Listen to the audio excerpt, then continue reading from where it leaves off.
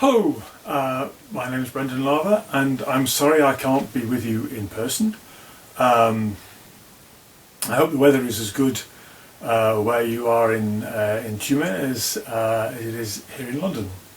So I want to talk a little bit about mathematical proofs. And to get your juices flowing and your mind in the right place, I want to just show you a little bit of mathematics. So it was shown in I think it was the 1930s, that it's possible to divide a square into a finite number of smaller squares, all of different sizes. So for example, you can do it like this. A square 112 by 112 units can be divided into a finite number of smaller squares of an equal size this way. Okay, so here's a task for you. Given a square that's been divided like that into a finite number of squares of unequal size, all of unequal size, is it possible for the smallest square to be on the edge of the main square? Right. Take a moment to think about that. Okay.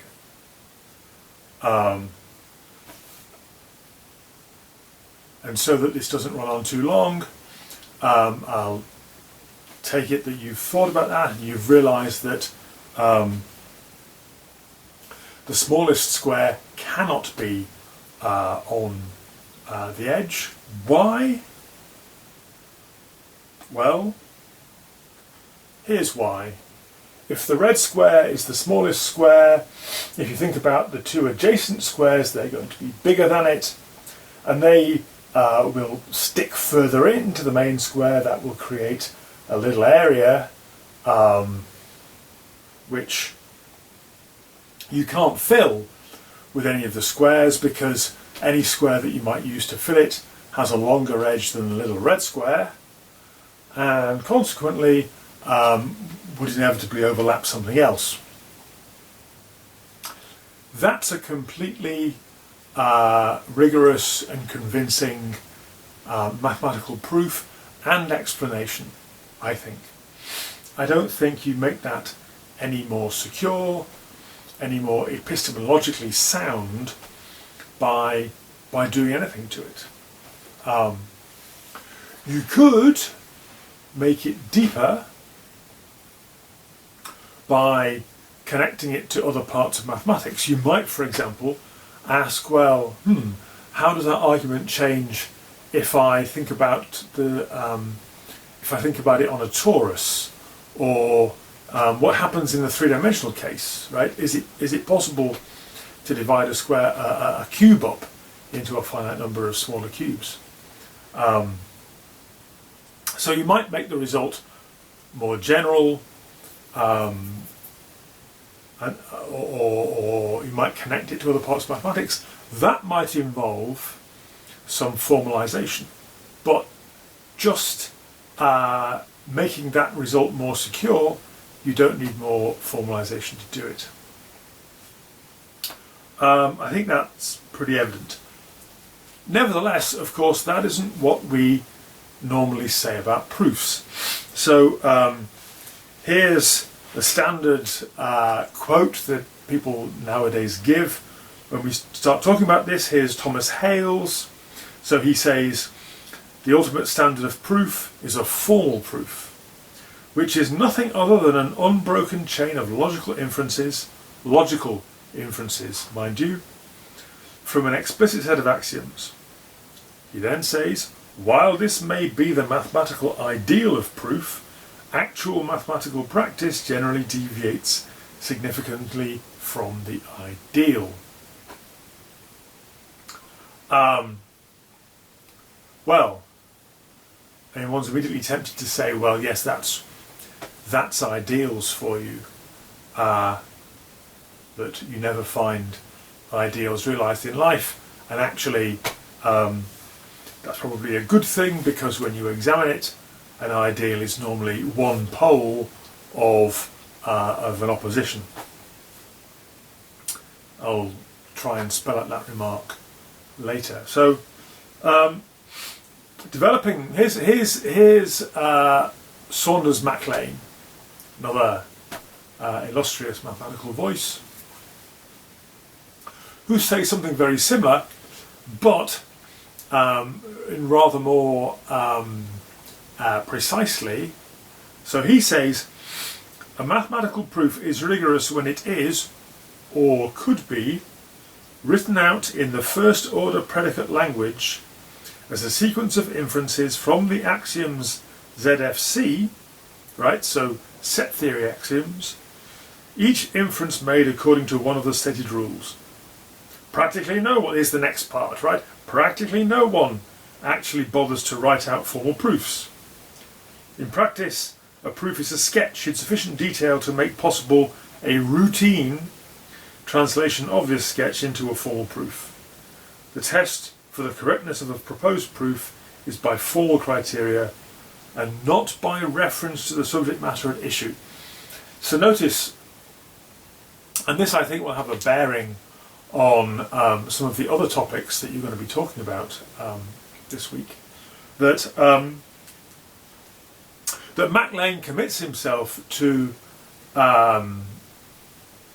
first order logic and Zermelo-Fraenkel set theory with choice as the foundational system.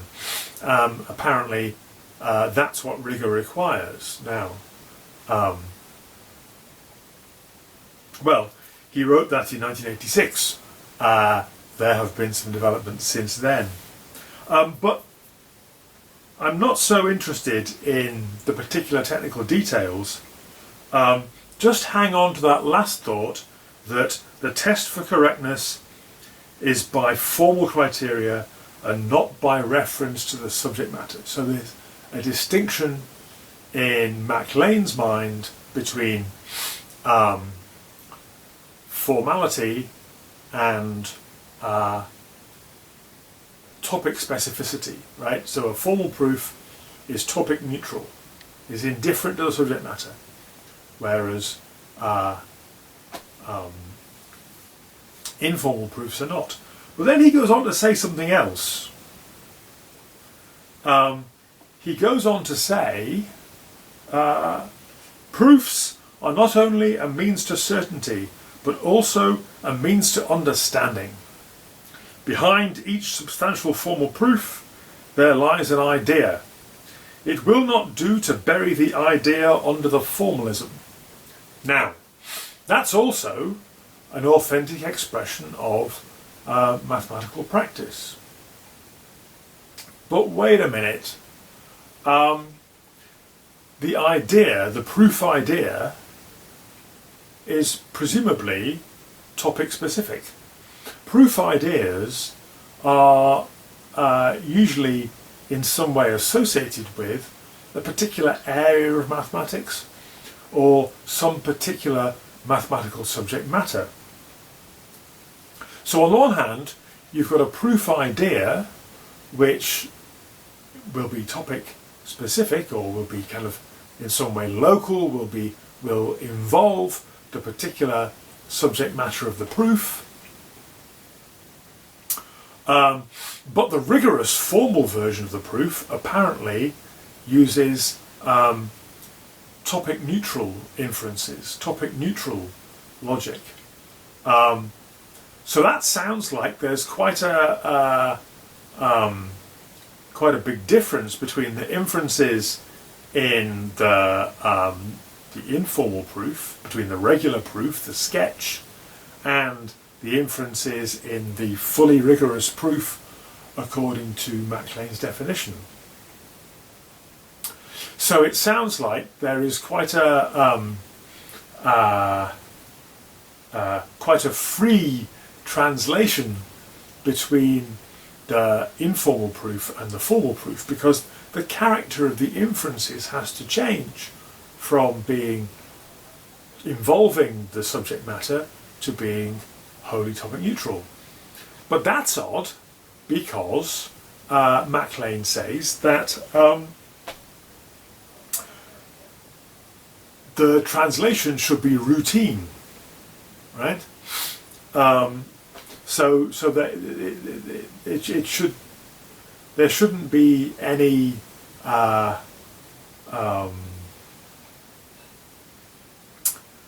real difference between what's being said in the informal proof and in the formal proof if you can just routinely move between them. But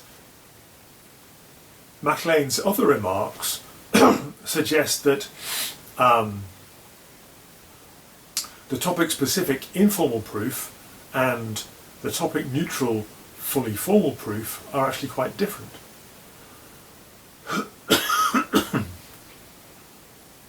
Okay. Somebody else who's, I mean, MacLean, I don't think MacLean notices that tension between the two thoughts he has about proof. But somebody who does notice that tension is the philosopher John Burgess. So he says in his much more recent book, it's called Rigor and Structure, and it came out 4 years ago, so in 2015. He has this thing which he calls the paradox of rigor. Now let me say straight away that I don't think that it's really a paradox, and I don't think that Burgess thinks so either. I think he's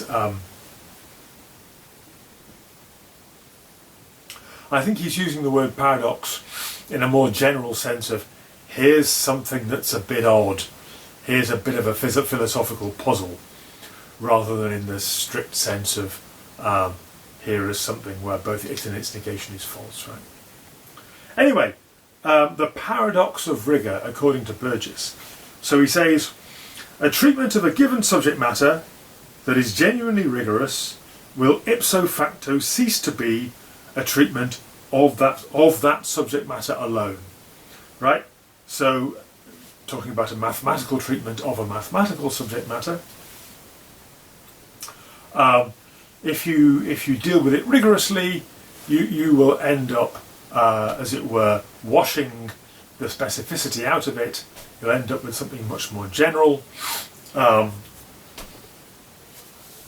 the more rigorous you get, the less specific you are. So he says later in the same book, he gives an example. If we make the study of the natural numbers, or real numbers, say, completely rigorous, by reducing it to the deduction of consequences from appropriate axioms, all results will automatically become applicable to a whole class of structures, the class of models of those axioms. So this is basic stuff, right? I mean, those of you who know something about logic will be thinking, well, yeah, this isn't news. But the point there is that we've got two ideas about proof. One is the idea that for the sake of a name we might associate with Hilbert, the idea of that a proof should not make any reference to a specific, so the inferences should not rely on features of the specific subject matter. That's a better way to put it. And this idea that you can associate with Yehuda Rav, for example, his classic paper from 1997, who says, look, some of the most beautiful and interesting ideas in mathematics are proof ideas, and they are local and specific to the mathematical subject matter of the proofs. So how do we reconcile these? How do we cope philosophically with the fact that these are two thoughts about ultimately the same practice, namely the making and checking of mathematical proofs? That's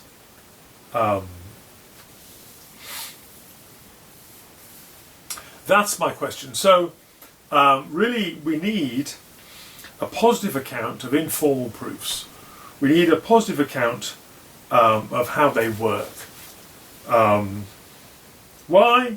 Because, as people always say, there are very few fully formal proofs, and the few that there are produced very laboriously. One of the things that we're learning from the work on proof assistance and formal verification is that you really have to do an enormous amount of work to take an informal mathematical proof and make it ready make it machine ready. And the scale of fully formal proofs, proving something fairly simple, you need some enormous body of work. There's also the point, and I think this is an original argument. If you think about what MacLean said about sketch, so what mathematicians give each other is a bit of an informal sketch, and the function of that is to convince you that a fully formal proof is possible. So think about that. What he's saying there is that you read the sketch, and as a result of considering it, without actually writing out your fully formal proof, you become convinced that such a fully formal proof is possible. Well, the existence of a fully formal proof is a mathematical result, right? Whether or not a particular formula is formally provable within some suitable formal system is a mathematical question. So, both those of us who think that informal proofs are in their own way perfectly good and rigorous, and people who agree with Saunders MacLean, we both think that an informal mathematical proof can be sufficient to establish a mathematical result. We just disagree about what the mathematical result is. If you show me an informal proof, and by the way, informal here can still be pretty formal, right? Informal here means informal in the sense of formal logic. And a proof can be informal in that sense and still be, pretty heavily formalized. So if you show me such a proof, I might be inclined to say, yes, this establishes the theorem stated at the top. Whereas what MacLean seems to want to say is that what the informal proof does is it convinces you that there is a version of first order formal logic within which there is a derivation of the formula in the language corresponding to the stated theorem of the proof. Well, that in itself is a mathematical result. So we agree that mathematicians can reliably draw mathematical results from informal proofs. We just disagree about what exactly the result is.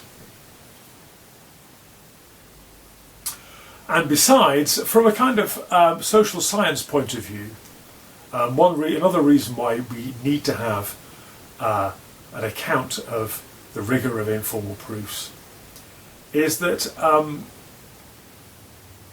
the alternative is to suggest that something like Jody Azuni's old view, which I'm not sure he still holds, that derivations are somehow indicated by informal proofs, that a formal derivation, what you get from an informal proof is a an indication that a derivation exists, but you never actually set eyes on the derivation, nobody ever writes it down, well, mathematical agreement, the stability of mathematical knowledge, is a social result. But if what we're saying here is that material results, namely stable mathematical knowledge and agreement amongst mathematicians, is achieved by the invocation of non-existent items, namely the formal derivations that could be written down but never are, well, from the point of view of social science, that does sound like magical thinking. Okay, so those are some reasons why we need an account of informal proofs that explains how they work, how they can be rigorous, without just saying, oh, well, they are somehow abbreviations or stand-ins or recipes for formal proofs, because the formal proofs are almost never written. And yet, mathematics is stable and reliable. Okay, so here comes the liberating insight, and I will show it you in writing. There it is. Okay. When we make arguments, we act on all sorts of items in addition to propositions and well-formed formulae, right? So in orthodox logic, there is a picture where what you do when you make an argument is you manipulate propositions. You might join them together, you might split them up using elimination rules, whatever, right? You do things to propositions. Or more formally, you do things to well-formed formulae, and then your soundness proof persuades you that that the formulae are good stand-ins for the propositions that you want to prove things about. But that's not the case, actually. And if we step outside mathematics for a moment, you know it's not the case, right? So in natural science, you sometimes make an argument by doing an experiment, by moving matter, right? There is an old view that the physical experiment was just a source of Protokolsätze, but that is unsustainable. We have to think of the doing of the experiment itself as the central element of making an argument. If I want to convince you that a well is deep, what I might do is I might take a stone, stand next to the well and say, watch and listen. I let go of the stone drops, time passes, eventually you hear the stone hit the bottom of the well. That physical action is part of the argument. Similarly, if I want to convince you that some new ice skating move is possible, a quintuple Lutz or something, then have somebody do it, right? So you can make an argument by doing things other than moving propositions about or manipulating propositions. If I want to persuade you that it's possible to move a piano into your living room, I might actually move the piano, or I might build a model with cardboard out of your living room and the doorway and a little piano and do it that way, or I might build a mathematical model. Of course, you end up with a proposition, namely, statement, it is possible to move a piano into your living room. But on the way to that proposition, we will have manipulated other things, cardboard models, an actual piano, elements of a mathematical model we may have built. whatever.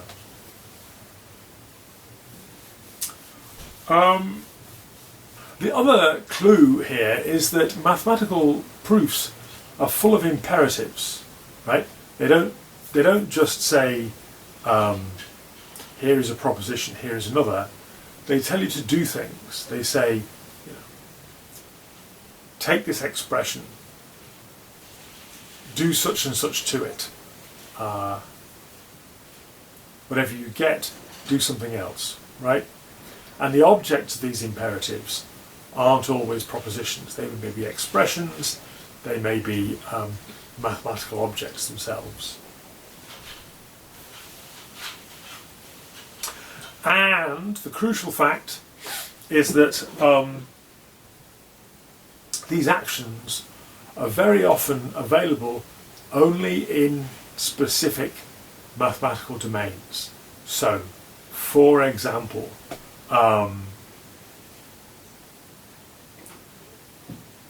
considerations about what divides what makes sense if you're doing number theory. If you're trying to prove facts about whole numbers, then divisibility considerations have a bearing. And there's an awful lot of basic number theory where you will use modular arithmetic to investigate what divides what, right? Think about the old proof for the infinity of primes. That works that way. So there you've got a constructive phase where you build your counterexample case. So, you know, take the product of the finite set of primes, add one, see what it divides. Notice you've got some imperatives there. Those imperatives tell you to do things with numbers, not with propositions. On the other hand, you've got things like epsilon delta chasing, which is a strategy that you do in real analysis. Real analysis, you know, the basic proofs in real analysis are all about showing that, you know, for every real epsilon there is a delta, and there's, you know, you can do that. There are things you can do in the context of dealing with continuous magnitudes, which don't make any sense in the discrete mathematics. So that's the idea. How can there be topic-specific inferences in mathematics? Well, the answer is that there can be inferential moves that you can do to items other than propositions. And because those items are specific to the mathematical domain, that's what makes those inferential moves domain specific, right? So to take that example again, considerations about divisibility, try dividing this by that, see what happens. That's something you can do in a number theoretic context, but not in a real analysis context. So one of the advantages of this way of looking at things is that it captures something about the utility and the importance of notation in mathematics. And everybody knows that notation is really important in mathematics. And one of the reasons it's important is that mathematical expressions don't just express mathematical thoughts, they invite manipulation, right? So when you learn to do school algebra, regular basic high school algebra, you had to learn not just how to write the expressions, but you had to learn what you are and are not allowed to do to them, right? So given an equation, what are you allowed to do? What are you not allowed to do? And that means that this whole way of viewing mathematical proof means that you can invoke the work of Charles Sanders Peirce and his idea about icons, because the whole point of an icon in Peirce's sense is that you can do things to it. You can allow an icon to stand in for the thing that it represents, and because the icon shares some structure with its referent, you can do experiments on the structure of the icon, and these will be informative about the structure of the referent. And that's exactly what goes on with mathematical notations. Okay, so that's the kind of idea. And in this connection, I want to mention some work by people who I think may well be present there in Tyumen. One is Irina Starakova, who did this lovely work on Cayley graphs. A Cayley graph is a way of representing a finitely generated group. Why would you bother representing a finitely generated group as a Cayley graph?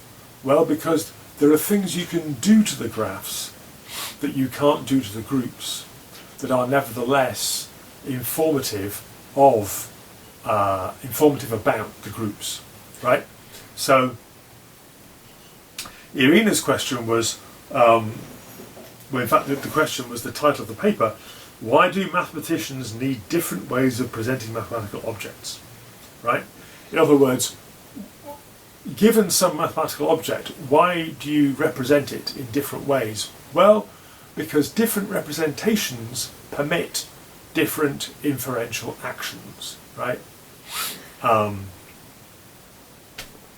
Okay. Here's another example, turning a link into a braid. So if you think about knots,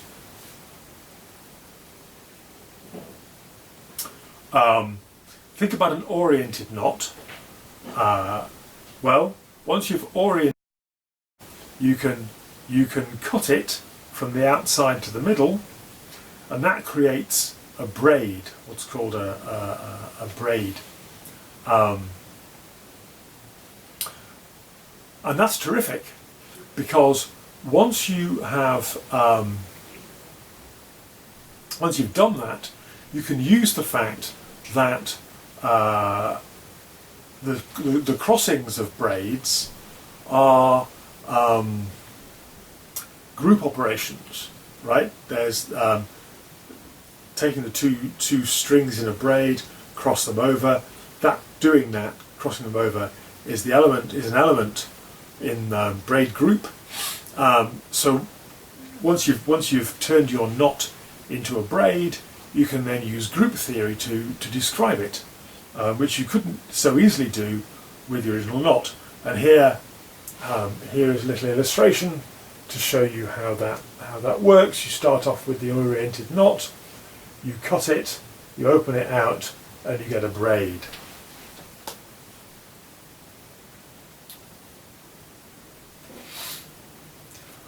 That was an example from the work of Silvia de Toffoli and Valeria Giardino, and they've done a few papers on this.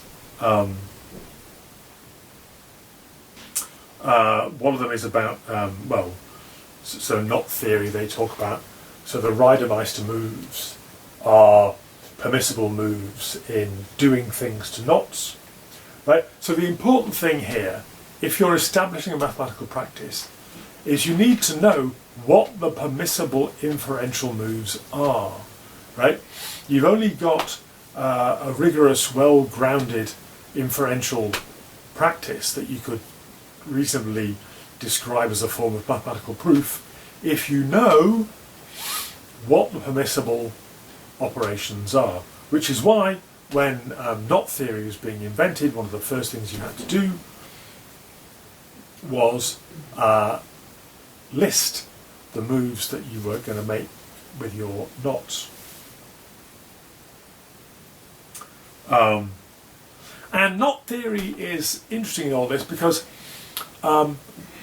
quite often the examples of operations carried out on mathematical objects rather than on propositions, they're quite often constructions, right? So there's a common pattern where you construct something and then you say something about the construction.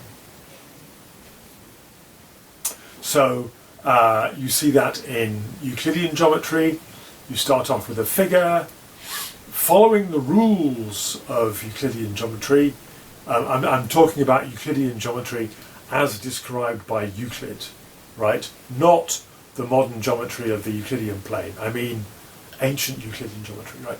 So in that tradition, you start off with a figure in the plane. You add other lines and shapes to it using the procedures laid down in the practice, and then you can say something about it at the end. And the proof of the infinity of primes is the same. You construct a number doing things that you're allowed to do with whole numbers, you know, multiplying and adding, and then you say something about it.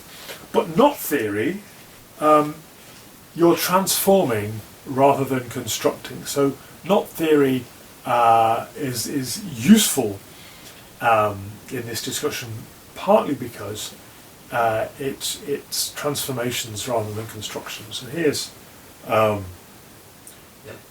the kind of picture that de Toffoli and Giardino offer, sort of explaining that point. Okay.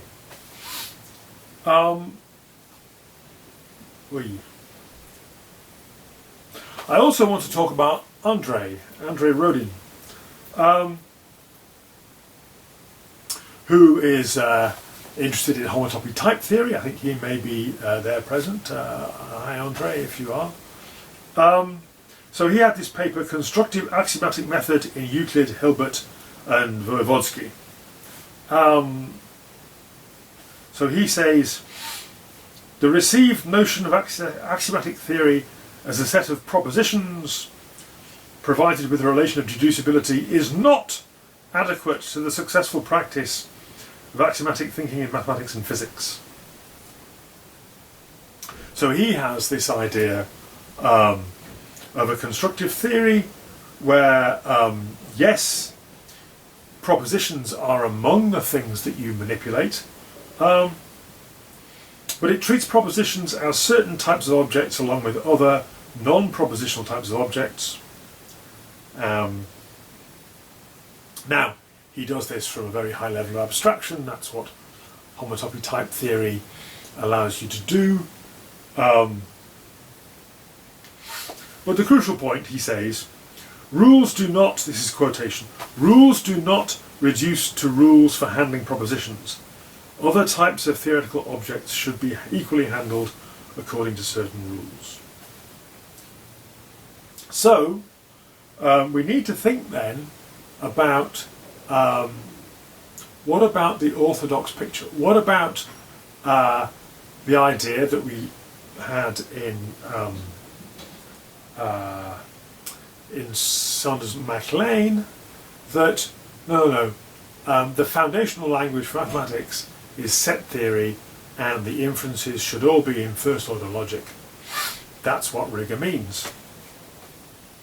Well,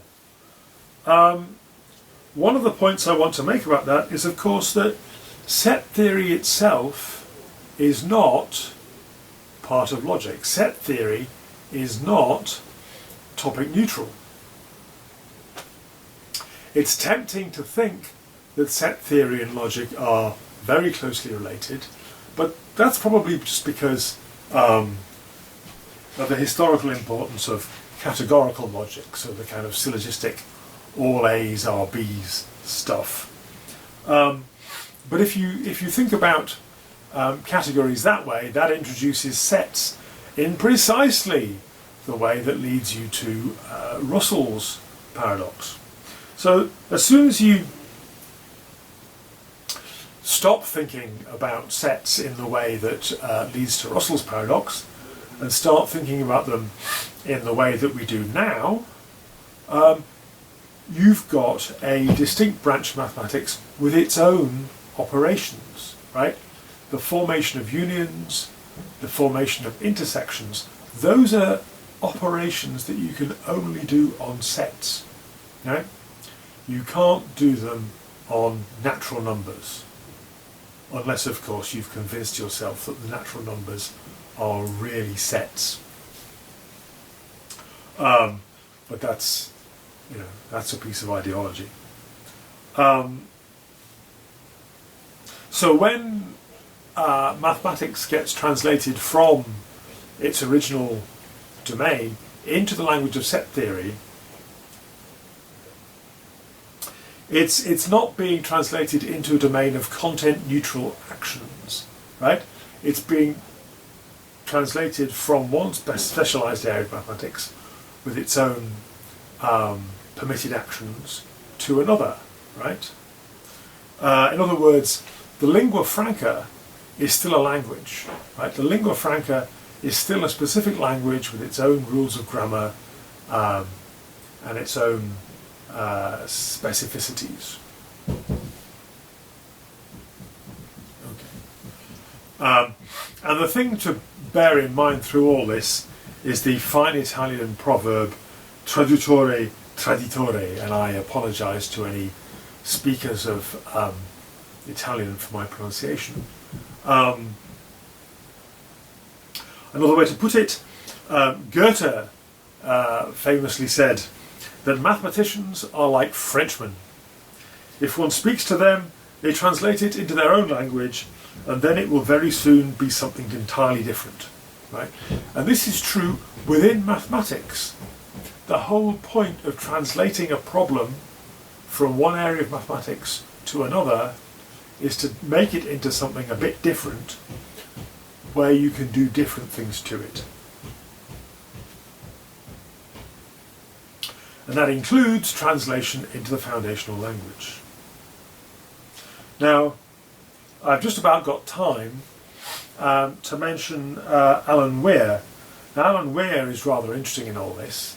He wrote a paper in 2016 called Informal Proof, and Formalism. So he wants to be a formalist, but he's aware of some problems with formalism. And so his solution is to expand his understanding of formal rule.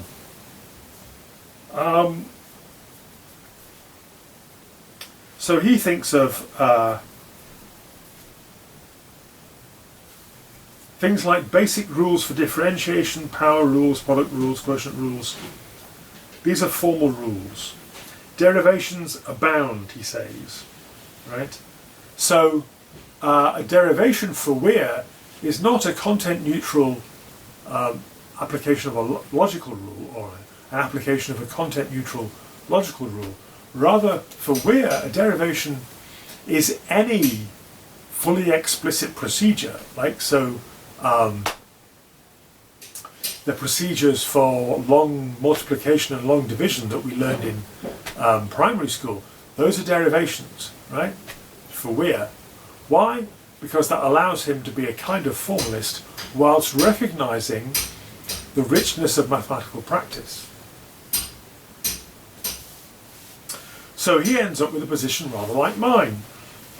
He says, any cogent mathematical practice, there is a systematic process of transformation which turns any correct proof into a suitably related finite derivation in a formal system S. The system S is determined by the informal practice and the transformation process. The formal rules of the practice are rules which are implicit in the mathematical practice. There is no restriction. This is the point. Me, Allan Weir, Andre, all saying a version of the same thing. There is no restriction solely to linguistic systems. diagrammatic reasoning can be formal as well. So it's clear in systems such as Peirce's diagrammatic proof architecture. Okay, he talks about ancient Euclidean demonstrations, category theoretic diagrams, which is something else that Giordino and de Toffoli talk about as well. And they talk about commutative diagrams as manipulative forms of inference. And I learned from Andre that somebody called Vladimir Smirnov in 1962 articulated an idea like this. I won't give you the whole quote, but it's here. There is a kind of joke amongst scientists in Western Europe that if you do 5 years' work and then you present it at a conference, you will find that some Russian has already done it years ago. So this is precisely the condition I'm in, that in a way Smirnov had already seen this point I'm making already in 1962. So, given all that, why is the standard view standard? Well, one reason is that there really was a crisis of rigor in the 19th century, just as the textbooks say, right? There's a standard history where mathematicians from the 17th century onwards were doing increasingly ambitious things and getting away with it if you happen to be Euler or Gauss. But still, it would be nice if they understood why they were getting away with it and to have some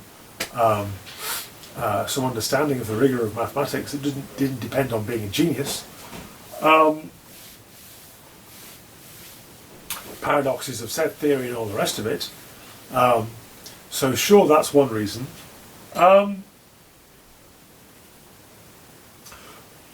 But there's another reason, which is something that Dirk Schlimm has written about quite a lot, which is the productivity of axiomatization. You can see this in Hilbert, or in the discovery of non-Euclidean geometry, right? So it's precisely by formalizing, by axiomatizing, by letting go of the semantics of your axioms,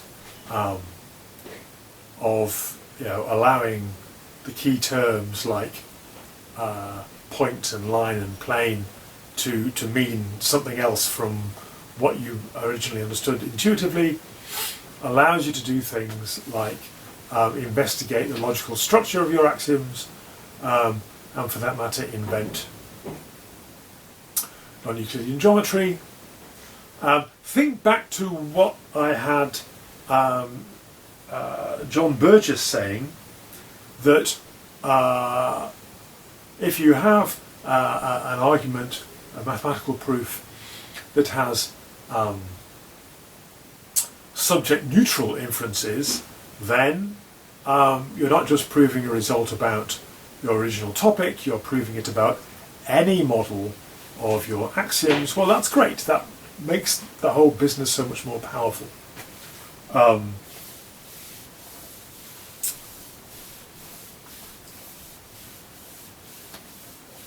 Formalization helps with the unification of mathematics, and it also helps with dispute resolution.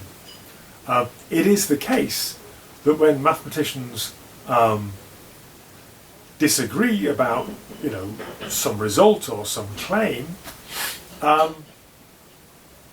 how do they resolve that? Well, one route they may go is by formalizing precisely the point at issue, and you go on formalizing until the thing is sufficiently clear that you can resolve the dispute technically.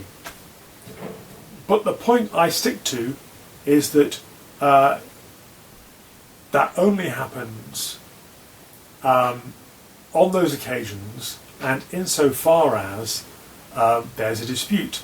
as long as everybody agrees on what the informal moves are, as long as there is agreement, tacit or otherwise, about what the permitted informal inferential moves are, nobody will get round to that, unless some of these other motives to do with unification and logical power are in play.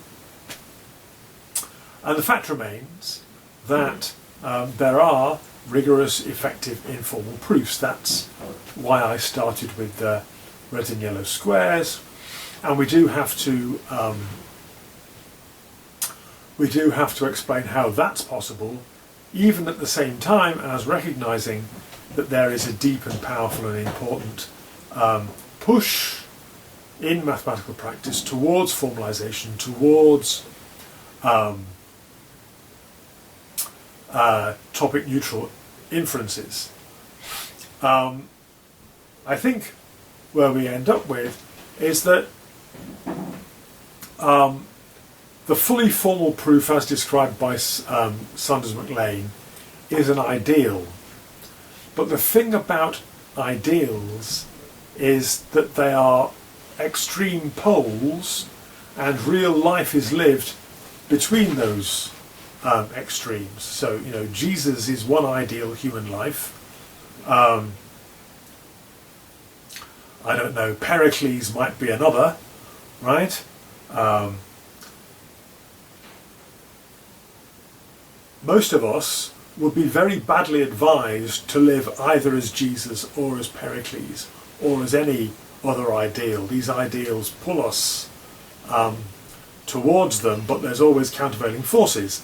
And so there is in mathematics. On the one hand, there are imperatives that drive you towards unification, towards embedding mathematical ideas in ever larger levels of generality. At the same time, you want to keep the local ideas. You want to remember Rav's point about the most beautiful and important ideas in mathematics very often being proof ideas that are bound up with particular bodies of mathematical content. And so you've got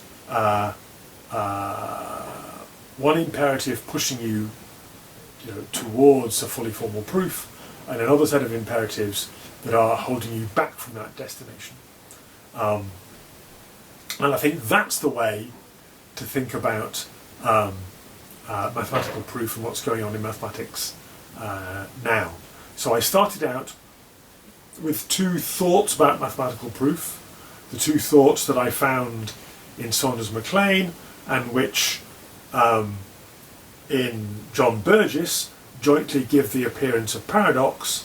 I hope I've managed to dispel the appearance of paradox whilst retaining what was true and compelling about those two thoughts. And now I'll find out whether you agree.